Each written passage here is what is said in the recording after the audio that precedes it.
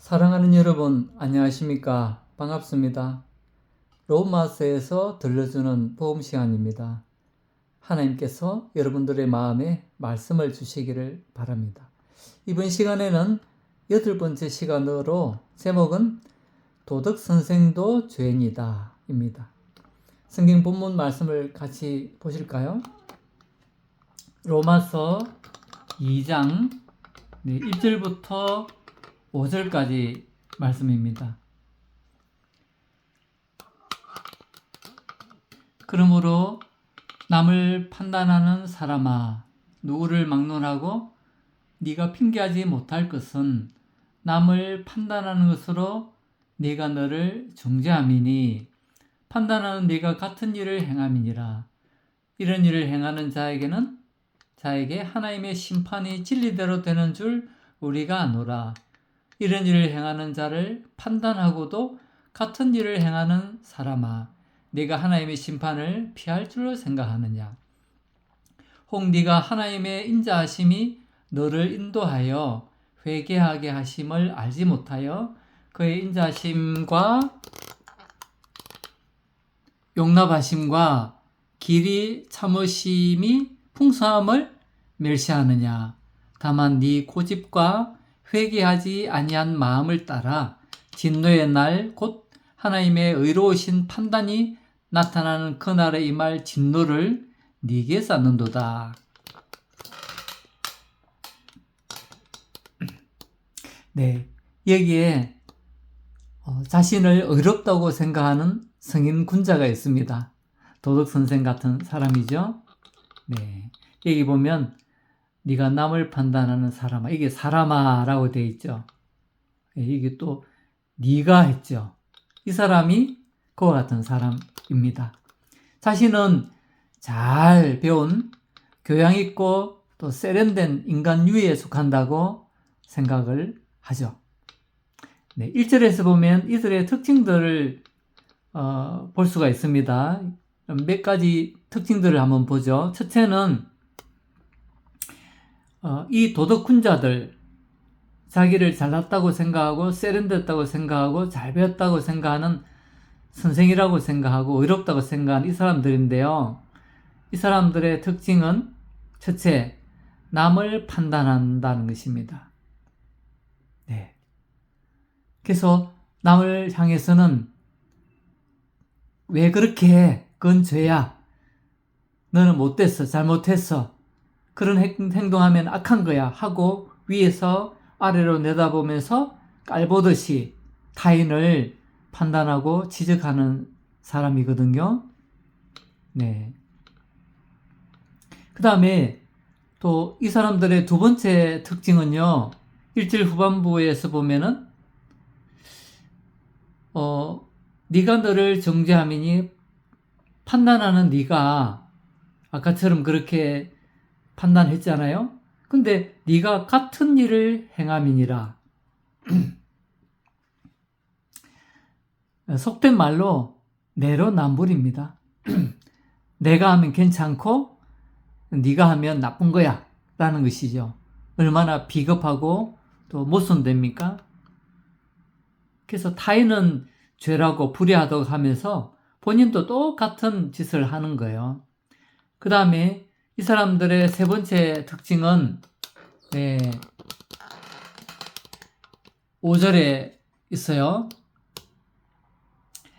네, 고집과 회개하지 아니하는 마음 이랬습니다. 이 사람들의 특징은요, 온고집입니다. 절대 마음을 바꾸지 않습니다. 자신이 제일 잘났다고 생각을 하죠. 그래서 이들은 자기 고집을 끝까지 꺾지 않고 또 마음을 고쳐 먹지도 않습니다. 네. 이들은 자신이 제일 잘났다고 생각을 하죠. 1장 22절에도 그런 말씀이 있어요. 스스로 지있다 하나 어리석게 돼요. 그러니까 자기 자신은 남보다 훨씬 지혜롭다고 생각하고 남을 깔보아요. 이런 사람들이 지금 이야기하는 도덕선생, 네, 선생이라고 자처하는 사람이죠.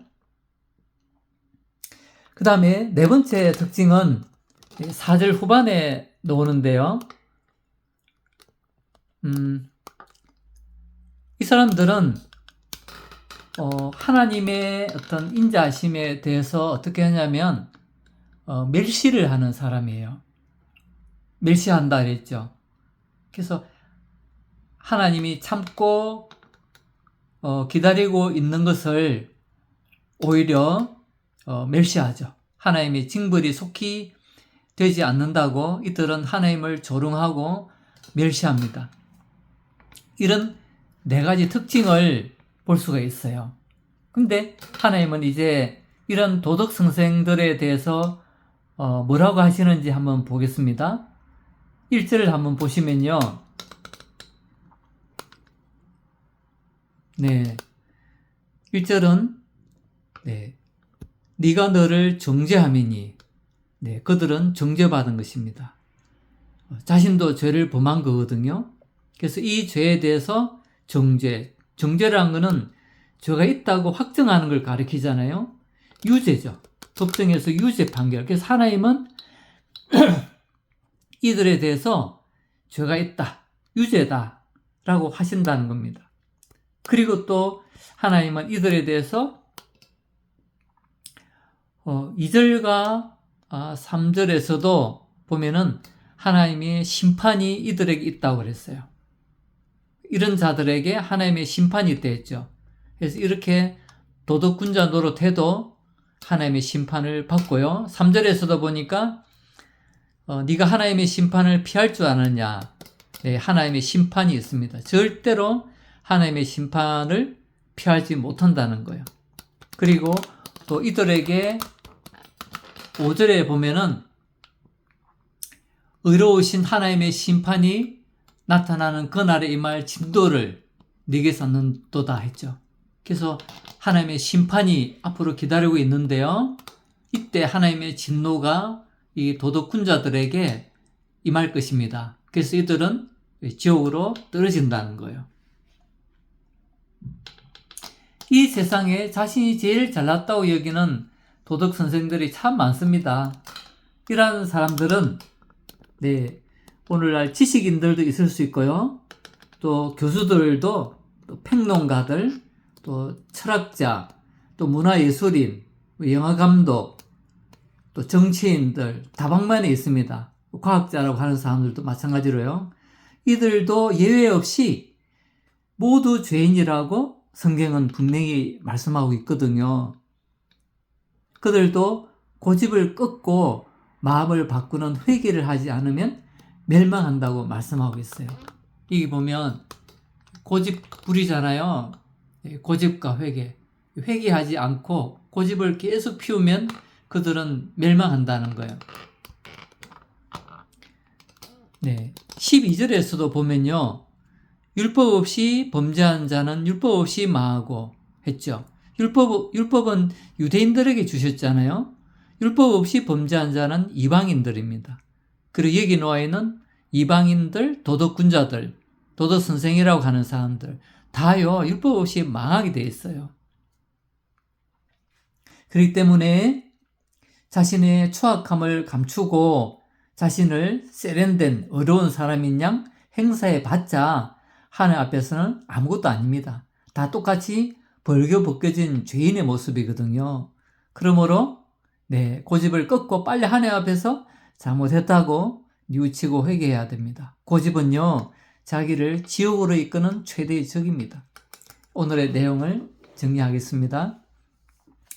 이 세상에는 자신을 교양 있고 잘 배운 세련된 사람으로 여기는 사람들이 많이 있습니다. 그들은 의로운 척하며 자신을 포장하지만 하나님은 그들도 큰 죄인이라고 말씀하고 있어요. 그들에게 무슨 하나님의 진노가 기다리고 있기 때문에 고집을 꺾고 회개해야 한다고 말씀하고 있어요. 고집 피우고 회개하지 않으면 망하는 것입니다. 그래서 도덕 선생도 도덕군자도 죄인이라는 것입니다. 오늘은 이만 마치겠습니다. 다음 시간에 뵙겠습니다. 안녕히 계십시오.